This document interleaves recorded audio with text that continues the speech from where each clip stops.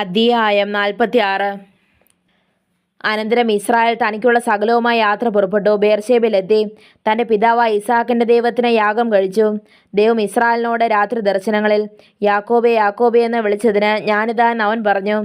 അപ്പോൾ അവൻ, ഞാൻ ദൈവമാകുന്നു, നിന്റെ പിതാവിൻ്റെ ദൈവം തന്നെ.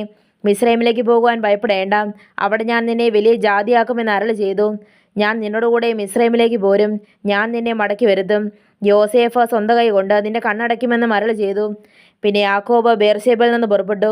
ഇസ്രായേലിൻ്റെ പുത്രന്മാർ അപ്പനായ യാക്കോബിനെ കയറ്റുവാൻ ഫറവോൻ അയച്ച രഥങ്ങളിൽ അവനെയും തങ്ങളുടെ മക്കളെയും ഭാര്യമാരെയും കയറ്റിക്കൊണ്ടുപോയി. തങ്ങളുടെ ആടുമാടുകളെയും കനാൻ ദേശത്ത് വെച്ച് സമ്പാദിച്ച സമ്പത്തുകളെയും കൊണ്ടുപോയി. അങ്ങനെ യാക്കോബും സന്തതികളും എല്ലാം മിസ്രൈമിലെത്തി. അവൻ തൻ്റെ പുത്രന്മാരെയും പൗത്രന്മാരെയും തൻ്റെ സന്തതികളെയൊക്കെയും കൂട്ടി മിസ്രൈമിലേക്ക് കൊണ്ടുപോയി. മിസ്രൈമിൽ വന്ന ഇസ്രായേൽ മക്കളുടെ പേരുകളാവിത്: യാക്കോബും അവൻ്റെ പുത്രന്മാരും. യാക്കോബിൻ്റെ ആദിജാതനായ രൂബേൻ. രൂബേൻ്റെ പുത്രന്മാർ ഹനോക്ക്, ഫല്ലു, ഹെസ്രോൻ, കർമ്മി. ശിമയോൻ്റെ പുത്രന്മാർ യെമുവേൽ, യാമീൻ, ഓഹദ്, യാഹീൻ, സോഹർ, കനാനിക്കാരത്തിയുടെ മകനായ ശൗൽ. ലേവിയുടെ പുത്രന്മാർ ഗർശോൻ, കഹാത്ത്, മെരാരി.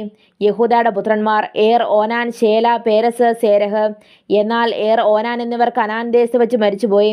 പേരസിൻ്റെ പുത്രന്മാർ ഹെസ്രോൻ, ഹാമൂൽ. ഇസാക്കാറിൻ്റെ പുത്രന്മാർ തോല, പുവ, യോബ്, ഷിമ്രോൻ. സെബൂലൂൻ്റെ പുത്രന്മാർ സേരദ്, ഏലോൻ, എഹ്ളയേൽ. ഇവർ ലെയായുടെ പുത്രന്മാർ.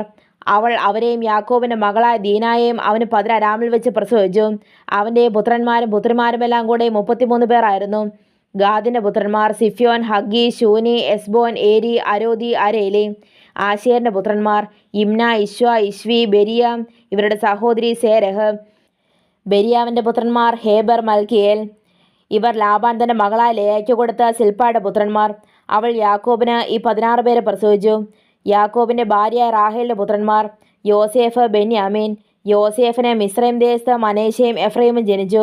അവരെ ഓനിലെ പുരോഹിതനായ പോത്തിഫേറയുടെ മകളായ ആസനത്ത് അവന് പ്രസവിച്ചു. ബെന്യാമീൻ്റെ പുത്രന്മാർ ബേല, ബേഗർ, അഷ്ബേൽ, ഗെര, നാമാൻ, ഏഹി, രോശ്, മുപ്പീം, ഹുപ്പീം, ആരേദ്.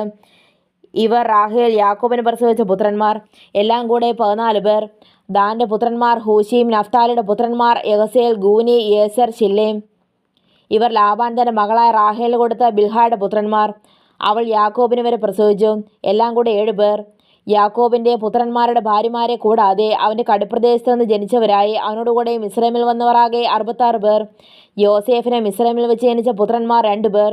മിസ്രൈമിൽ വന്നവരായ യാക്കോബിൻ്റെ കുടുംബമാകെ 70 പേർ. എന്നാൽ ഗോശനിലേക്ക് യോസേഫ് തനിക്ക് വഴി കാണിക്കേണ്ടതിന് അവൻ യഹൂദായെ അവൻ്റെ അടുക്കൽ മുമ്പിട്ടയച്ചു. ഇങ്ങനെ അവർ ഗോശൻ ദേശത്തെത്തി. യോസേഫ് രഥം കെട്ടിച്ച് അപ്പനായ ഇസ്രായേലിനെ എതിരേൽപ്പാൻ ഗോശനിലേക്ക് പോയി. അവനെ കണ്ടപ്പോൾ കെട്ടിപ്പിടിച്ച് ഏറെ നേരം കരഞ്ഞു. ഇസ്രായേൽ യോസേഫിനോട്, നീ ജീവനോടിരിക്കുന്നുവെന്ന് ഞാൻ നിന്റെ മുഖം കണ്ടറിഞ്ഞതുകൊണ്ട് ഞാൻ ഇപ്പോൾ തന്നെ മരിച്ചാലും വേണ്ടതില്ല എന്ന് പറഞ്ഞു. പിന്നെ യോസേഫ് സഹോദരന്മാരോടും അപ്പൻ്റെ കുടുംബത്തോടും പറഞ്ഞത്, ഞാൻ ചെന്ന് ഫറവോനോട് കനാൻ ദേശത്ത് നിന്ന് എൻ്റെ സഹോദരന്മാരും അപ്പൻ്റെ കുടുംബവും എൻ്റെ അടുക്കൽ വന്നിരിക്കുന്നുവെന്ന് അറിയിക്കും. അവർ ഇടയന്മാരാകുന്നു. കന്നുകാലികളെ മേയ്ക്കുന്നത് അവരുടെ തൊഴിൽ.